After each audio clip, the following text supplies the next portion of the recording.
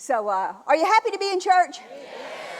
Well, I'm glad you are, because this morning I went back and forth and back and forth and back and forth and back and forth about what we were going to do today. God, do we do a Mother's Day sermon, or do we just stick with what we're talking about on prayer? And guess which one won out? No! Golly, God won out. And I had my prayer sermon ready, and I kept saying, okay, God, I'm just going to go with it. But you know what? God won out. Because the other sermon was ready, and I had to get another one for this. So, but you know what? He loves moms. You know? And if it wasn't for a mom, you wouldn't be here. You know that? So I think it's a good thing to talk about, and I think some of the dads may think, well, what does that have to do with me? Well, just listen up, and I think you'll learn a few things too, so it's not going to hurt you, right? Right. Well, I was thinking about it, and as I was thinking about it, I was thinking, you know, there's absolutely nothing in this book. Say that with me. There's absolutely nothing in the Bible that will condemn me. Or that I can't do. There is nothing in this book that will condemn you or that you can't do. Nothing. Everything in this book will encourage you, build you up, and help you to be the person that you need to be, and make you happy in doing it. Did you know that? In saying that, the Lord dealt with me. Now hold on to you. Stick your feet under the chair before I even say it. The Lord dealt with me this morning to talk about Proverbs 31. Totally different than you've ever heard it before. And you know how I know that? Because I wrote it myself. So I know it's different. So don't be concerned that I rewrote the Bible and I'm trying to take from or add to the Bible. It's just going to be in my own words, okay?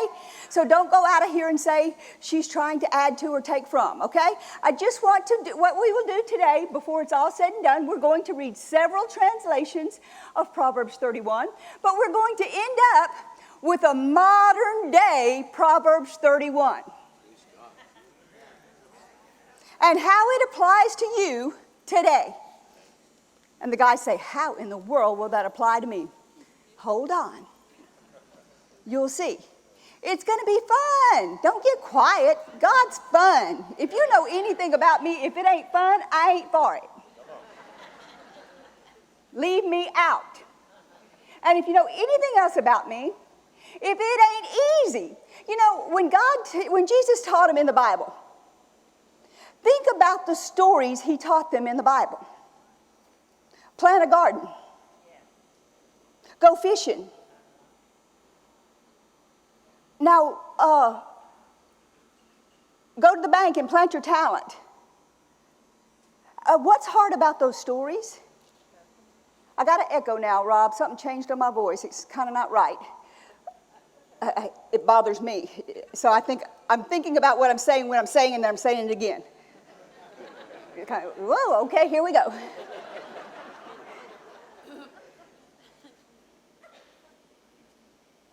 Jesus teaches everything simple. And when he does, we understand it. And if it's not simple, I don't think it's God. I don't think you have to have 12 degrees behind your name to understand this book. If you do, he didn't write it for me. And he didn't write it for half the people in this room. How many of you have a doctorate? 1?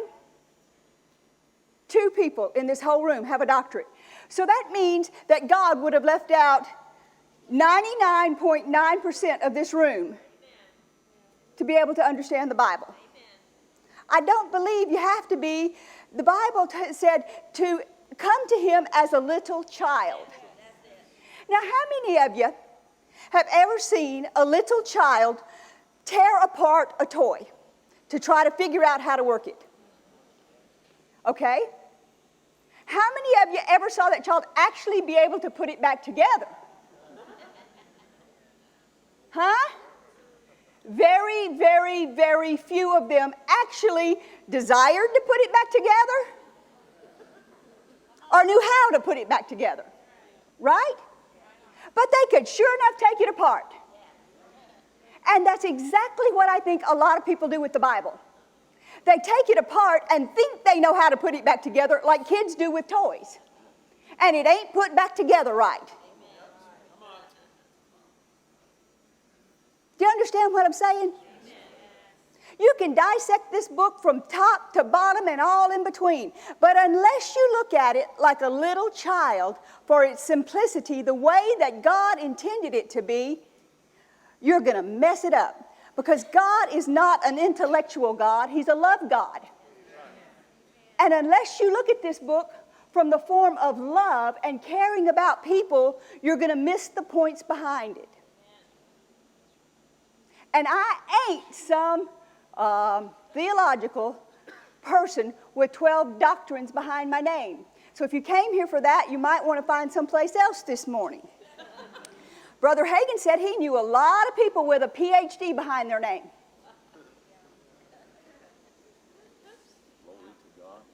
Do you know what that means? Post-hole diggers. Now, I might could get myself one of them. Post-hole digger. I'm not saying it's bad to study the Word. I study the Word all the time, and I pray. But you know what? Sometimes when you do that, you get real theological, and when you back away from it for a few minutes, after you've done that, you think, whoa. And God says, this is really what I meant, when you know how to hear and hear. You got that all fixed up right, but God said, that ain't what it means. This is what it means. And it always is simple. Because God is a simple, easy, my burden is easy, and my yoke is light. He doesn't mean for us to have to do all those things. So in saying that, that's the way I want us to look at Proverbs 31 this morning. People have looked at Proverbs 31 and thought that is one more unattainable block of Scripture. It is like impossible. There is nobody that perfect. There is nobody that good. So why even try? God didn't make anybody that way. But you know what? Okay, here, I'll just say it. Women can bring home the bacon. Janet's laughing at me over there in the corner. I know her voice. They can fry it up in a pan. What's the rest of it? And never, ever, ever let you forget that they're a woman. Right? Y'all never heard that? You have got to be kidding me. Where are y'all from? How old am I? It's an ancient Chinese secret. I got you. Ancient Chinese secret. No, and there's another thing. It says bloom where you're planted. And we should be blooming and flourishing. So let's read Proverbs 31 with no fear. Okay? Can we do it? I think you'll enjoy it. You know me. It'll be fun. Okay. I don't think that Proverbs 31 is unattainable. I think God gave it to women, to ordinary women, but He is an extraordinary God. And He gives them the ability and the graces and the strengths they need. You cannot attain to anything. But with God, you can accomplish everything. Everything, and then some. You can reach anything you want to reach. But what happens is people start looking up here for their answers. And so long as you look up here for answers, you're going to fall. It's when you make the transition from looking up here for answers to in here for answers that you win and you succeed. And you can accomplish anything that you put your hand to. So put up Proverbs 31 in the King James, and we'll just start at verse 1. You got time? Yes. All right. It's in the Bible, right? Yes. All right. And I didn't write it. Right? It tells who wrote it. The words of King Lemuel, the prophecy that his what? Mother taught him. These are the kind of things mothers teach their children. His mother taught him. Keep going to the end, guys. What? My son? And what? The son of my womb? And what? The son of my vows? Give not thy strength unto women, nor thy ways to that which destroys kings. It is not for kings, O Lemuel, it is not for kings to drink wine, nor for princes strong drink, lest they drink and forget the law, and pervert the judgment of any of the afflicted. Give strong drink unto him that's ready to perish, and wine unto those that be of heavy hearts. Let him drink and forget his poverty, and remember his misery no more. Open thy mouth for the dumb in the cause of all such as were appointed to destruction. Open thy mouth, judge righteously, and plead the cause of the poor and the needy. Who can find a virtuous woman? For her price is far above rubies. The heart of her husband doth safely trust in her, so that he shall have no need of spoil. She will do him good and not evil all the days of her life. She seeks wool and flax and works willingly with her hands. She's like the merchant ships. She brings her food from afar. She rises also while it is yet night and gives meat to her household and a portion to her maidens. She considers a field and buys it. With the fruit of her hands she plants a vineyard. She girds her loins with strength and strengthens her arms. She perceives that her merchandise is good, and her candle goes not out by night. She lays her hands to the spindle, and her hands hold the distaff. She stretches out her hand to the poor, yea, she reaches forth her hands to the needy. She's not afraid for the snow for her household, for all her household are clothed with scarlet. She makes herself coverings of tapestry. Her clothing is silk and purple. Her husband is known in the gates when he sits among the elders of the land. She makes fine linen and sells it, and delivers girdles to the merchant. Strength and honor are her clothing. She shall rejoice in the time to come. She opens her mouth with wisdom, and in her tongue is the law of kindness. She looks well to the ways of her household, and eats not the bread of idleness. Her children arise and call her blessed. Her husband also, and he praises her. Many daughters have done virtuously, but thou excellest them all. Favor is deceitful, and beauty is vain, but a woman that fears the Lord, she shall be praised. Give her the fruit of her hands, and let her own works praise her in the gates. Isn't that just beautiful? Let's read it from the Amplified. Again, you got time? I could preach all day, but nothing's going to help you more than just the word. Right? Let's read it. The words of Lemuel, king of Massa, which his mother taught him. What, my son? What, son of my womb? What shall I advise you, son of my vows and dedication to God? Give not your strength to loose women, nor your ways to those who and that which ruin and destroy kings. It is not fair for kings, O Lemuel, it is not for kings to drink wine, or for rulers to desire strong drink, lest they drink and forget the law and what it decrees, and pervert justice due to any of the afflicted. Give strong drink as medicine to him who is ready to pass away, and wine to him in bitter distress of heart. Let him drink and forget his poverty, seriously remember want and misery no more. Open your mouth for the dumb, those unable to speak for themselves, for the rights of all who are left desolate and defenseless. Open your mouth and judge righteously, and administer justice for the poor and the needy. A capable, intelligent, and virtuous woman, Who is he who can find her? She is far more precious than jewels, and her value is far above rubies or pearls. The heart of her husband trusts in her confidently and relies on and believes in her securely, so that he has no lack of honest gain or need, and of dishonest spoil. She comforts, encourages, and does him only good as long as there is life within her. She seeks out wool and flax and works willingly to develop it. She is like the merchant ships loaded with foodstuffs. She brings her household's food from a far country. She rises while it is yet night and gets spiritual food for her household and assigns her maids their task.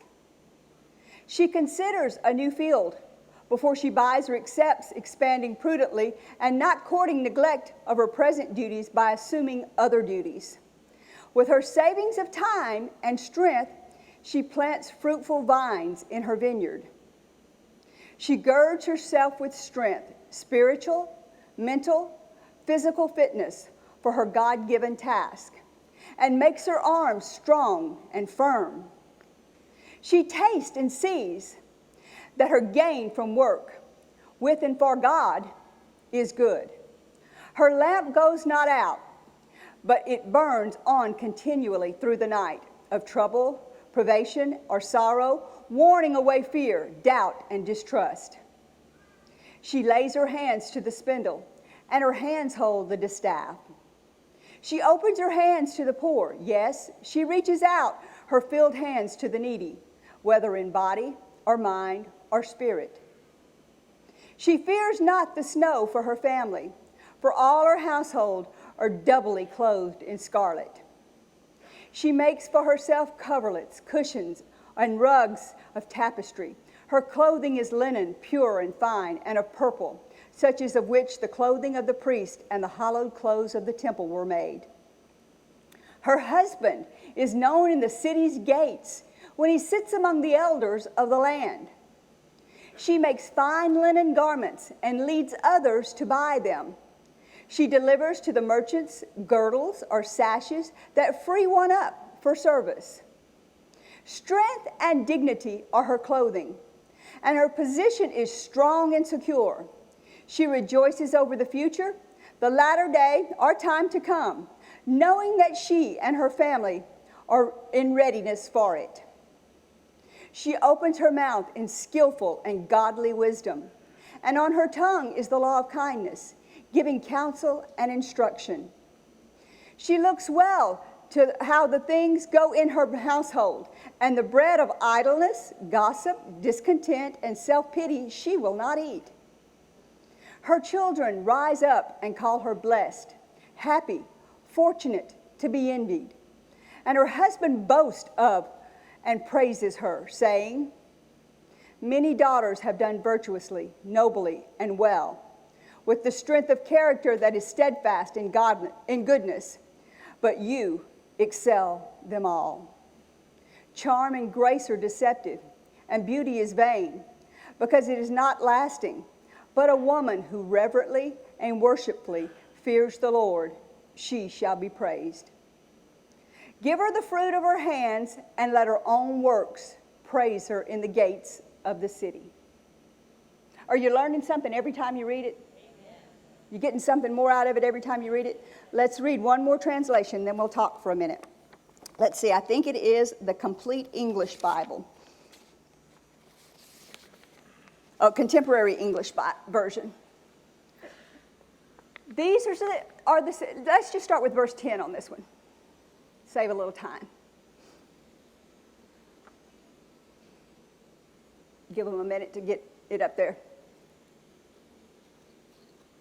There we go. A truly good wife is the most precious treasure a man can find. Her husband depends on her, and she never lets him down. She is good to him every day of her life. And with her own hands, she gladly makes clothes. She is like a sailing ship that brings food from across the sea. She gets up before daylight to prepare food for her family and for her servants. She knows how to buy land and how to plant a vineyard. And she always works hard. She knows when to buy or sell, and she stays busy until late at night. She spins her own cloth, and she helps the poor and needy. Her family has warm clothing, and so she doesn't worry when it snows. She does her own sewing, and everything she wears is beautiful. Her husband is well-known and respected leader in the city. She makes clothes to sell to the shop owners.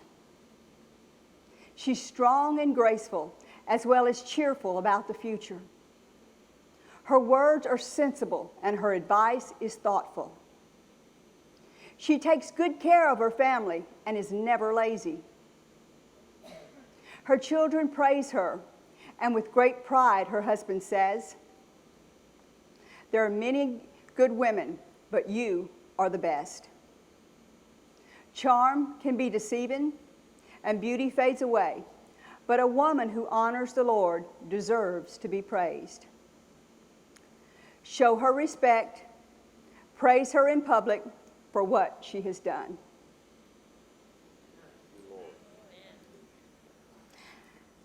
Now, honestly, for about 5 seconds here, how many ladies feel like that is just totally and completely unattainable?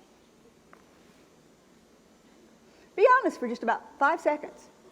I know I did. For decade after decade after decade after decade after decade. It was like, there ain't nobody that good. That is like Mother Teresa good. For real. But do you know what? God would not put that in the Bible to make anybody feel bad, or make anybody hurt, or make anybody look down, or let your husband make you look bad, or have him be throwing things at you, or making you feel like an inferior person. The reason that he would put something like that in the Bible is, in my estimation, so that you would be able to see how good of a job you're doing. Because if you really look at that with today's standards, you will soon find out how good of a job you're doing and not how bad of a job you're doing. So you're still real quiet because you don't believe it. But when we apply it to today's standards and what's going on in today's life, you will soon see that you're not as far away from it as you think you are. If you're a mom, number one, you probably don't have a choice but to accomplish a big part of these. And if you're still married today, you've done something right to accomplish a big part of these. Amen. Do you understand? Amen. I know. I grew up, my mom has gone home to be with the Lord. And I grew up probably in a different society. I was raised in the South. I was born in New Orleans. And so, you know grits. You know what grits stands for, right? G-R-I-T-S,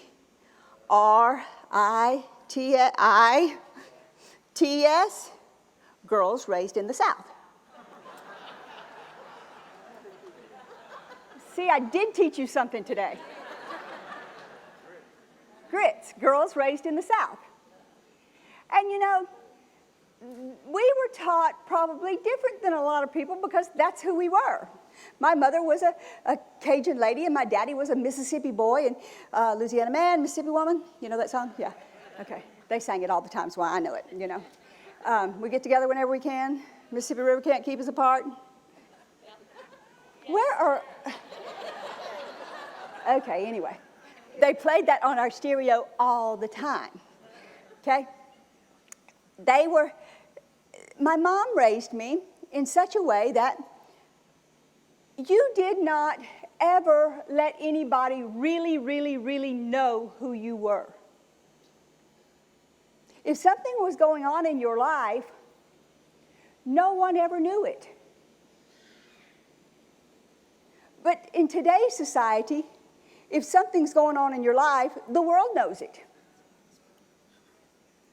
Because this one's talking to this one, and this one's talking to this one, and this one's talking to this one, and this one's talking to this one. She raised us to where there was a self-respect to where you just shut your mouth. She didn't tell us to talk to God about it. You just shut your mouth. Which wasn't right either. But there was a level of respect in a lady.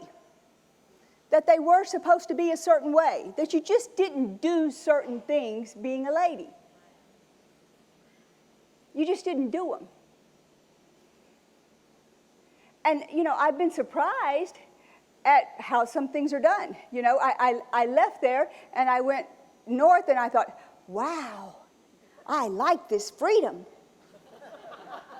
You can just say and do whatever you want to do. But you know what? It bit me sometimes.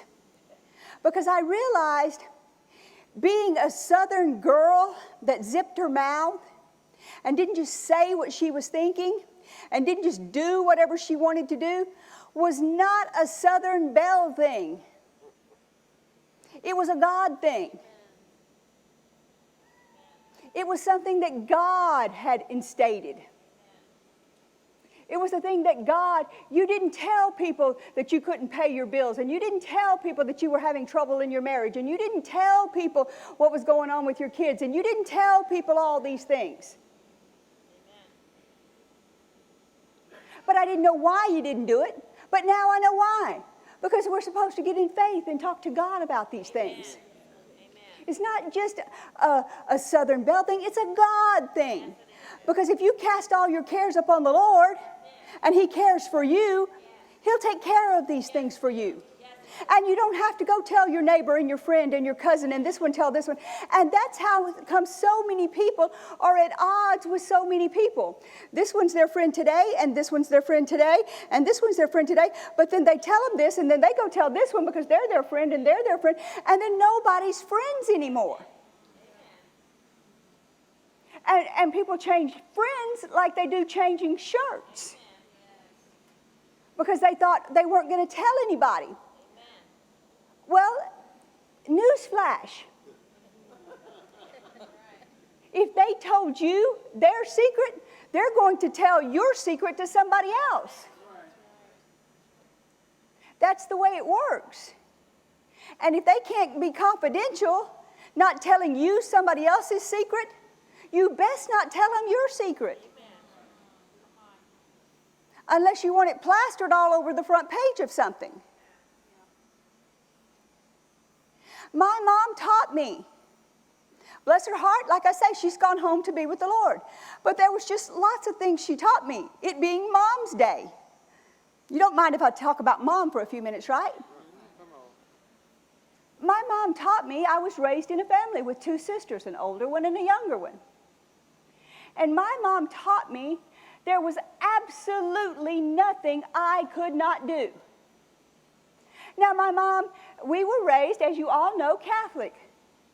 We didn't know the Bible just like we should. I mean, we went to Mass every week. I mean, we never missed Mass. But we didn't know the Bible like we should. And we didn't know the reasons behind why she taught us the things that we did.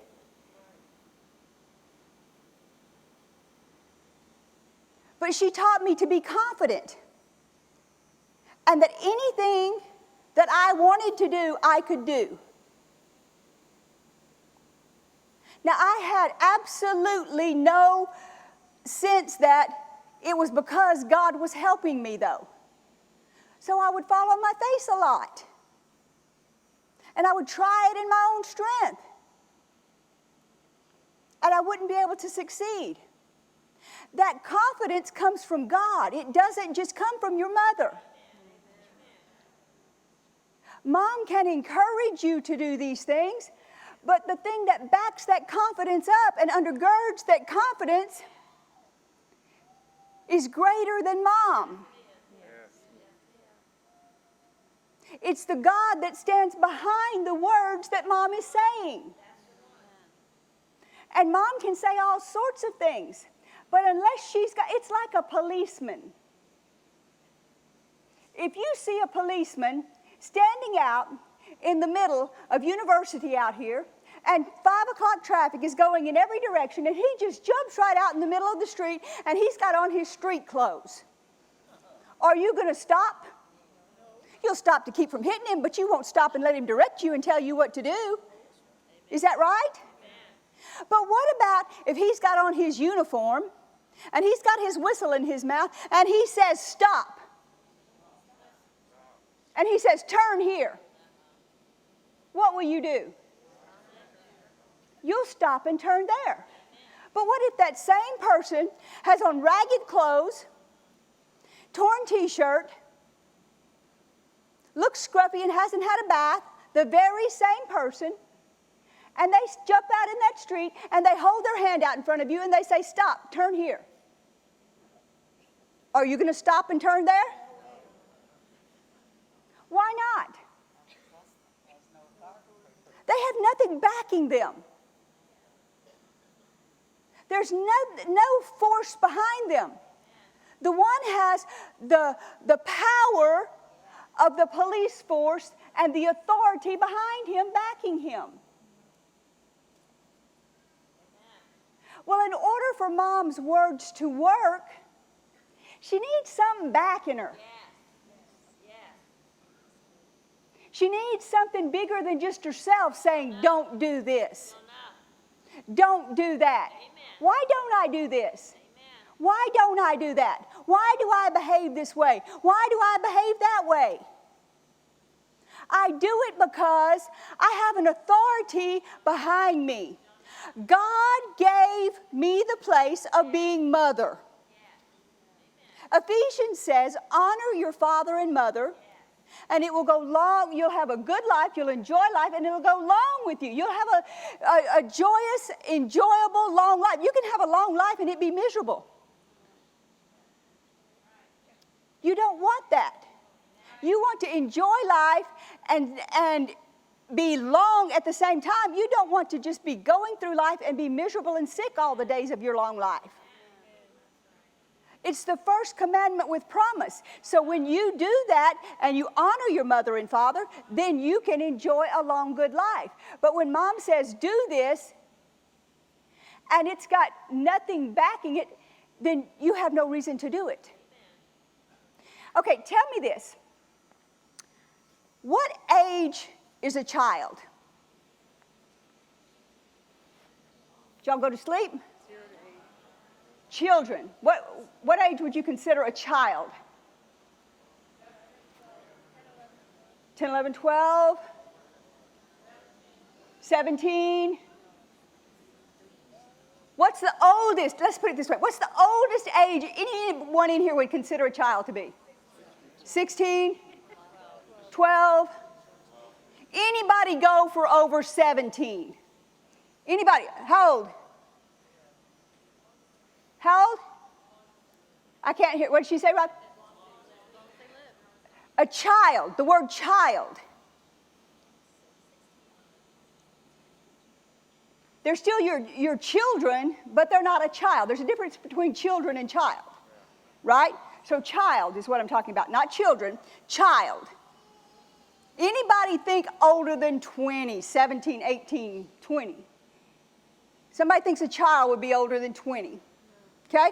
One person, two people. Okay? My point is, and if you disagree, I'm be like Paul. You just have to follow your heart about it. I'm not God, but I know God. Okay? I don't think when you're 45, you're a child anymore. And you have your own marriage and your own 5 kids, that God is talking about you obeying your mother when she comes to your house and tells you to do this.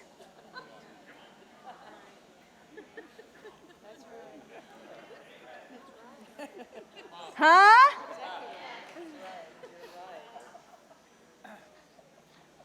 Or your mother-in-law.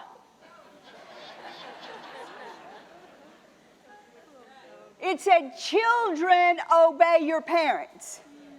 It didn't say a 40-year-old adult with kids is supposed to have to do everything her mom said do. It said when you get married, you do what? You leave and you cleave. That's why there's so many problems today. It's because everybody's trying to intermingle their marriages in their homes, and you can't have 12 people telling the family what to do. You got one head, daddy's the head, mama's the helper, and not the mother-in-law and not the mama of the mama. I'm not trying to hurt your feelings in here today. I'm trying to help you. Because that's the way God set it up. Children obey. It did say we were supposed to honor them, and it didn't say we were supposed to ever be disrespectful to them. And there's ways of doing it, but you don't just move in with her because she demands it, or let her move in because she demands it. You be led on every situation, and you try to help them any way that you can. Don't misunderstand what I'm telling you, okay? Let me be very clear about a few things. I have a mother-in-law also, okay? I take care of my mother-in-law. If her car breaks, I fix it. If her plumbing breaks, I fix it. If she has a light bulb go out, I make sure it gets taken care of. If her air conditioner goes out, I take care of it. If she needs a car, we buy it. If she needs clothes, we buy it. If she needs this, we take care of it. If she needs that, I have a mother-in-law. We pay all of her bills and all of her insurance. We take care of her. But she don't tell me what to do.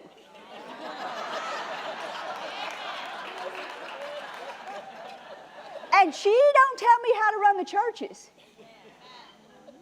Carrie, you think she'd get very far? I don't think so. My husband tells me what to do. And God tells me what to do. I mean, she tried it for just a little while, but she saw how far she got. It don't work, and I love her. I do. But it's just not the way God intended it. And my daddy is the same way. He's not my mom, but you know what? We take care of him. And we take care of his house. And we take care of everything he does. And it is the funniest thing. You want to hear a very funny story? They're both from Mississippi. And the town that they live in, one lives in the country part of the town and one lives in the city part of the town, maybe 20 miles apart. This happens. I don't want to make a confession for the future, but it has happened every time. My mother went home to be with the Lord, and Keith's dad went home to be with the Lord. Well, since then, we had them a house in Mississippi, and we had them a house in Branson. Both of them. Well, I kid you not. When she decides she wants to be in Mississippi, he wants to be in Branson. So we have to go get the one in Mississippi, take them to Branson. When the one is in Branson and wants to be in Mississippi, the other one wants to be in Branson. And they never want to be at the same place at the same time. It's always 2 days apart. Do you get my drift? So don't get me wrong in thinking we don't respect them and take care of them and honor them. Because we do. I just spent a load of money for her Mother's Day present. We do take care of them, but that does not give her the right to come in and tell Keith and I where we should be, what we should do, what we should wear, who we should give to, how we should raise kids, whatever. It doesn't give her the right to do that. Because we're not children anymore. Do you understand that? And I know I've got off on that subject and I had no clue. It's not in my notes anywhere, but somebody must have needed it. Love your mom. Love her with everything you've got. Do everything that you can for her. Love your mother-in-law. But they ain't the boss of you. If you're over probably 20 years old, and you probably shouldn't still be living with them. But now let's add to it. If you're still living in their house and you're 45 years old, get a grip. Maybe you should still be listening to them. You understand? Okay, let's go on. I promised you that we would look at what I wrote. Now again, don't take this out of context and say Mrs. Moore went and rewrote the Bible. No, what I did was I wanted to say some things that might help you to understand you're more of a Proverbs 31 woman than you ever thought you were. Because God has fixed you that way. He's graced you that way. He's given you the abilities that way. He's put things in you that you didn't know you had. And every day when you wake up, He gives you that ability every day to do things that you didn't know you could do. And I want you to notice them and just go, every time you get one of them, just go like this to your husband. I'm just kidding. Y'all are not having any fun. Jeez, it's supposed to be fun. It's not hard. Life should be fun. If you're not having any, you're serving the wrong person. Okay? So here you go. Don't write them down and don't tell nobody, and I may even destroy the tape, okay? So here you go. Who can find a godly woman? Her value is a rare find. The heart of her husband is completely secure and trusting in her. He could never be hurt by her words or her actions. Now, I'll stop and add to these every once in a while. In other words, she's not on the phone or with her girlfriends talking about something dumb he did or correcting him in a conversation. How many of you don't do that? See? Be smart. See, you can raise your hand. You're a Proverbs 31. Mark it down. I got that one. See? You got number 1. You got number 2. All right. She's always looking for ways to make him feel loved and wanted and encouraged. She would never think bad things about him or do things to get back at him or punish him all the days of her life. The men are laughing as hard as they can. Did y'all get that? I got number 3. Somebody say it. Come on. Yeah, there you go. There you go. She would never. Okay, I'm just going to spell it out. How many kids have we got in here under 20 years old? Raise your hand if you're a kid in here. Okay. You're not really a kid. You're not really that young. We got anybody? There's a couple that are a little bit young.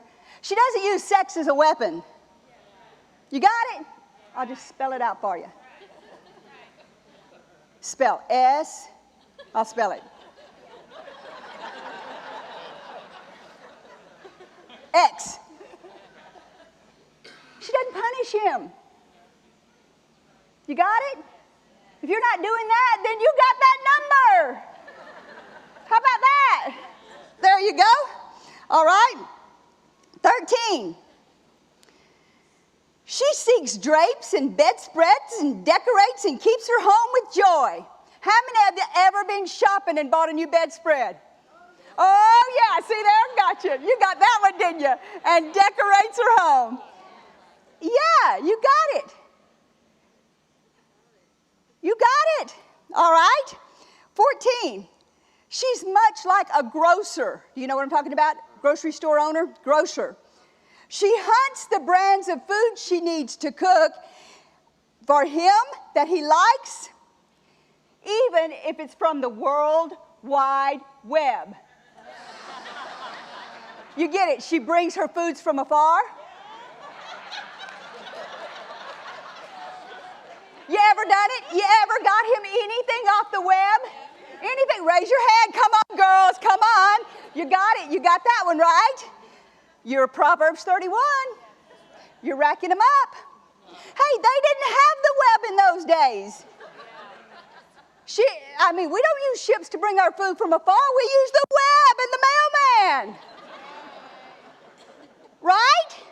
Okay, so you're getting there. All right? She arises early enough to be sure the day's direction is received from spending time with the Lord. Their breakfast or coffee is ready, even though she's already had hers and it's kind of got cold, but she's got it out there. All right? And the kids' lunches are prepared and his is prepared. She's not scrambling about setting a frenzied tone for the whole day. How many of you get up early? Get things ready. Proverbs 31. Look at that. Proverbs 31. You pray. You get direction for what's going to happen that day. Proverbs 31. You're more of a Proverbs 31 than you ever thought. It's easier than you think. All right. 16. Okay, here's one you're going to like. She sees their home. She sets her faith to buy it. You remember what that one is? She sees a field. You remember that one? She sets her faith to buy it. Then when her faith comes to sight, she uses the extra money to plant flower gardens and trees. She's had her own ideas and hands to do. You ever done that? You ever seen a house and set your faith to buy it? You ever planted a flower bed? Huh? We don't plant vineyards today. You ever planted a tomato plant or any kind of plant? How many of you have ever done that? Used your faith. Oh, look at the Proverbs 31s. You're racking them up. See, the devil sets things to condemn us. He sets things to make us think we could never attain to things. But they're easier to attain to than you think. Using your faith to reach out, to receive something. Using your faith to buy homes or to buy vehicles or to buy things is the things that he's talking about. We're getting somewhere. Okay, number 17. She exercises and works out and stays strong for the task. Oh. Maybe we should have skipped this one. She's not weak or feeble or run down. Do y'all remember what that one was? Yeah. But then she even looks good. But not just physical, spiritual and mental. She's ready for anything. Right? When she sits quiet before the Lord, 18. You know what you might do in the sound booth, instead of having my picture up there, you might put up the King James so they'll remember what they are on these verses. Might help them a little bit. There you go, 18. When she sits quiet before the Lord and sees what the Lord has blessed her with, she is thankful for all the good she has in her life. She stays up late to finish the needed task for the day, not begrudging the time she enjoyed with her family. How many of you ever stayed up after everybody went to bed to finish things that needed to be done? Oh, raise your hand up high. Raise your hand up high. I want to see all the Proverbs 31s. Look at you. You are. That's exactly what you are. The devil's been lying to you all along. That's who you are. Okay? Then, 19. She lays her hands to the spindle and her hands hold the distaff. She puts her hands, listen, to the keyboard and pays the bills. How many of you ever done that? You thought. Or mends their shirts or polishes their shoes or bakes a birthday cake. How many of you ever done those things? Raise your hands. Proverbs 31, ladies. I think you need to do this. Yeah, see? 20. She always seems to know who is hurting in mind or body, or sick in the church or the community, and is quick to check up on them and love them and give them chicken soup or a new dress just for that special occasion, or gas for their car, or groceries on just the right day. You ever done that? Come on, raise your hand. We ain't quitting yet. We're not done. See? We got more Proverbs 31 women in here than we thought we did, right? Lots of them. 21. She has no concerns for her own house, Because she knows she has sown. You remember the verse right before it? She knows she has sown. So they will have the very best to eat and wear. No matter what comes, they are prepared. Because she's sown. How many of you have sown? Y'all are winning. These things are not as hard as the devil tried to make them out to be. You just got to put them into where we are today and who we are today. Okay, 22. Now this one, I have no doubt in my mind every woman in here will be able to raise their hand. 22. She always looks her best, and the Lord helps her to shop and find the finest apparel. I thought we could get that one. And he knows she represents him because his works she declares. 23. Okay, husbands, here's your part.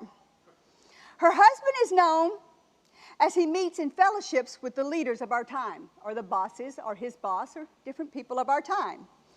She makes deals and contracts and jobs and clothes and sells things to the buyers and to the merchants. Any of you have a job where you ever had to do anything that was a part of, like, we give things away, but sell things, or had to do a deal with anybody? Anybody, any woman in here ever had? Look at, there's hands all over the place. Okay? All right, then she, number 25. We might want to skip it. Here's where we might run into a problem. We should have at least one we can work on, though, right? Okay, 25. She never wears her feelings on her sleeves, or is grumpy or mean, and would never be heard making a crude remark, and looks with great excitement to the future, and it makes her gleam with joy. Let's not raise our hands on that one. Okay, we'll just skip that one altogether. All right, let's go on to 26. She thinks about what she's saying and if it will encourage those that's hearing it.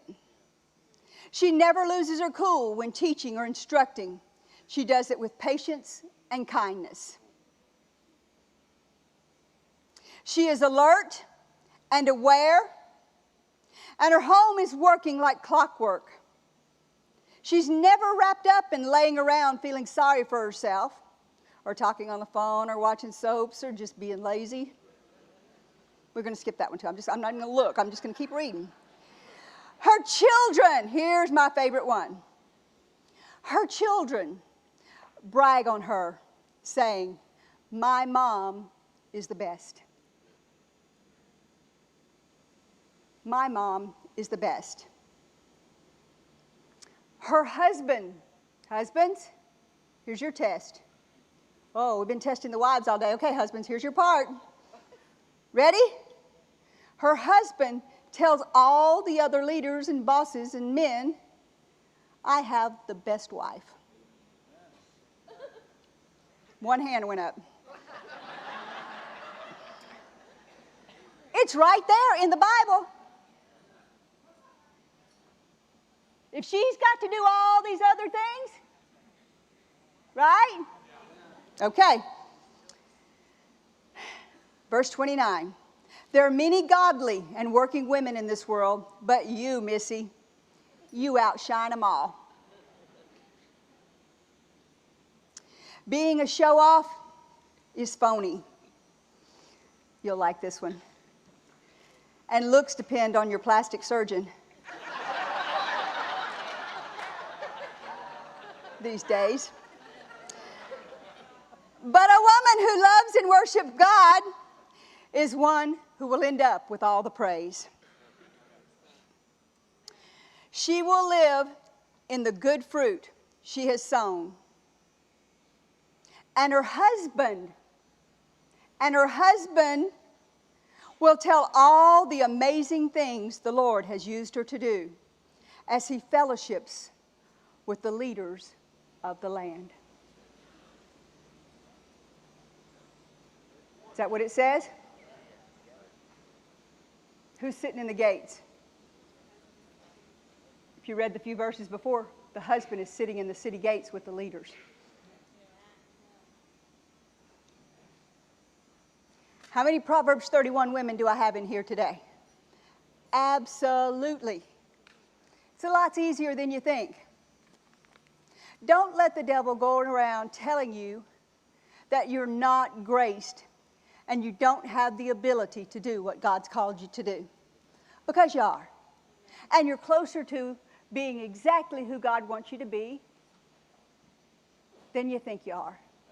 We all got, if we had arrived, we wouldn't need the things of God. We haven't arrived. We should all be tweaking and getting better all the time. But we're closer than we were. You know, it's kind of like your house. If you let it go day after day after day after day, and it gets really, really, really dirty, you really dread cleaning it, don't you? But if you kind of sort of keep it picked up pretty good, and all you got to do is hit the high points, you don't really mind cleaning it, right? That's the way it is with the things of God. If you kind of mostly get up there and you feel better about it, you can deal with the smaller things.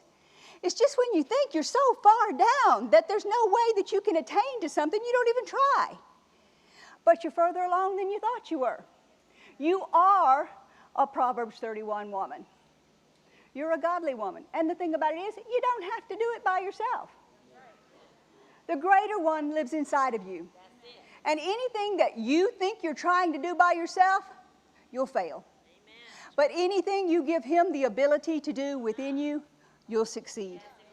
And if you look to him, he'll give you the grace and the strength and the wisdom to do everything he's called you to do. He has never called anybody to do anything that he didn't equip them and finance them to do. So if your kids need new clothes, if your husband needs new clothes, then just go to the Father and say, God, hey, they need new clothes. I trust you. I'm believing for it.